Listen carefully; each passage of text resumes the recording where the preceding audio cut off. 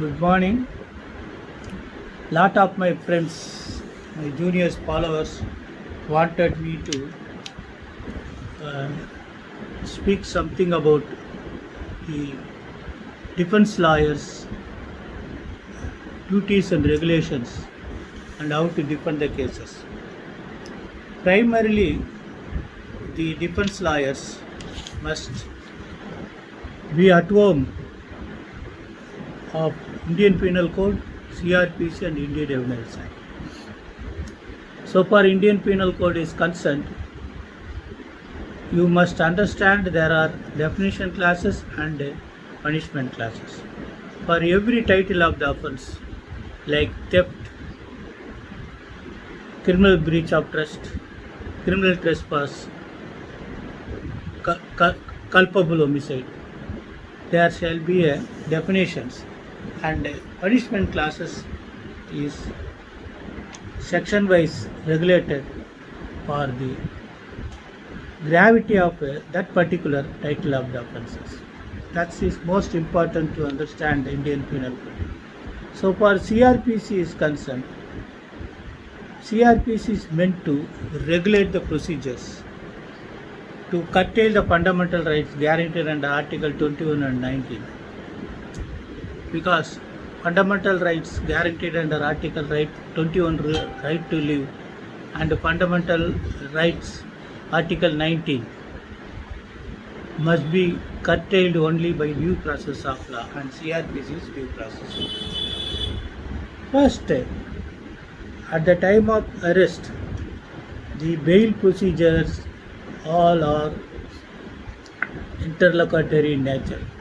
But when charge sheet is filed, you must go through the charge sheet in entirety. And you should find out discrepancies in charge sheet, time of occurrence, place of occurrence, the evidences of witnesses, and the nature how the witnesses were present at the time of scene of occurrence. These all are most important. Then only you can be able to cross-examine the witnesses. See, we follow Westminstership criminal jurisprudence, adversarial system of criminal jurisprudence. Therefore, it is duty of the prosecution to prove the case beyond all reasonable doubt.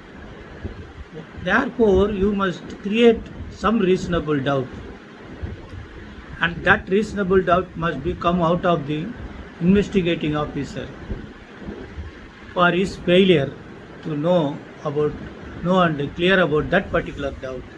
Even if we deny that doubt, the court may exercise their right of appreciation to deduct any other possibility of commission of crime. That is most important. Then you must understand primarily FIR is the first information report that is correlated to accident report. FIR is registered at particular police station that could be interpolated, but accident report is meant for so many police stations and run concurrently by running of time.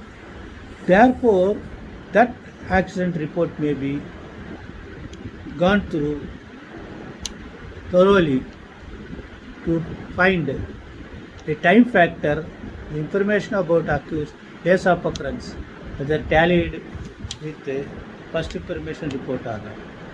Then aspect arose whether 161 statement recorded by the investigating officer who is paid from exchequer to exercise intelligence of investigation to bring out the offence before the court.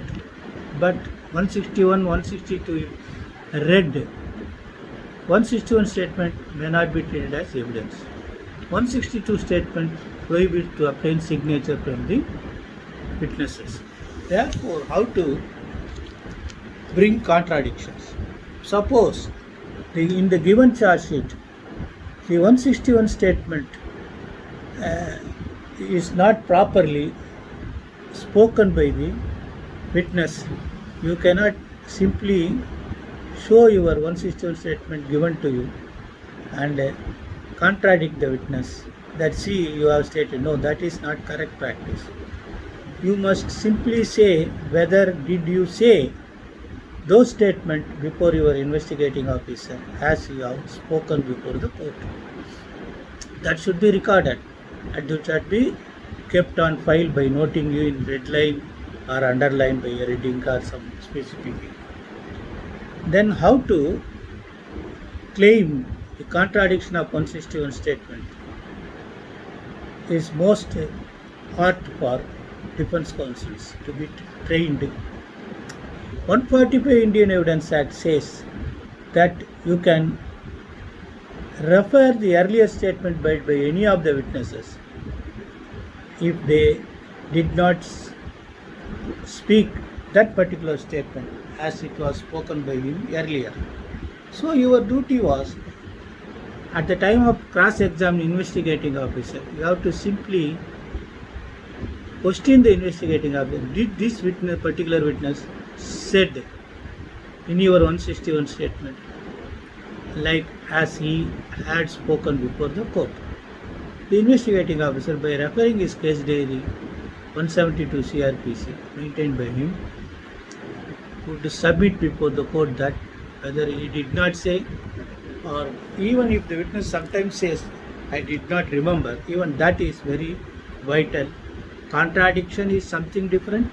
Material contradiction is most important than omission, because in 161 statement in complaint it did not mention any particular thing, but before the court you may add or exaggerated the incidents.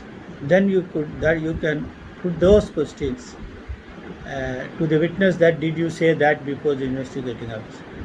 If you deny that, then you go to investigating officer, and that may be called as omission. Omission means not mentioning the same thing in the 161. Contradiction is 161 statement was something different. He may depose before the court totally different. He may say right in 161 statement, he may say left in before the deposition of it. That is called contradiction. Whether that is material contradiction or not is the duty of the court to appreciate the evidence. This much of vital things is that. Then I will shorten for time being in this part how to argue the case. You have to, after completion of the trial, chief examination, cross examinations, defense witness if any, you have to simply read the charges. It is duty of the court to frame charge. That if that charge, whether proved or not, you have to go through 313 questions. If the evidence is read over to witness, accused, those statements which is incriminating him in the offense, if that is not sufficient to meet out the charges, you are entitled for the acquittal.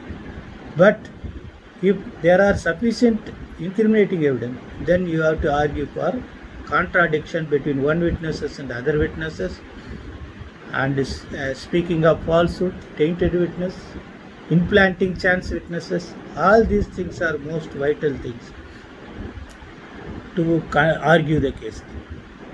Then according to me, do not place written argument. If you place written argument, it is very easy for the judge to give answer for your written argument and give finding against you, and you will have no grounds to argue for the appellate court. And appellate judge may also may not be a better position to dissent with the findings of the lower court. Do not take that chance. You simply argue orally, leave the court to appreciate the evidence. This is the best way to conduct a case.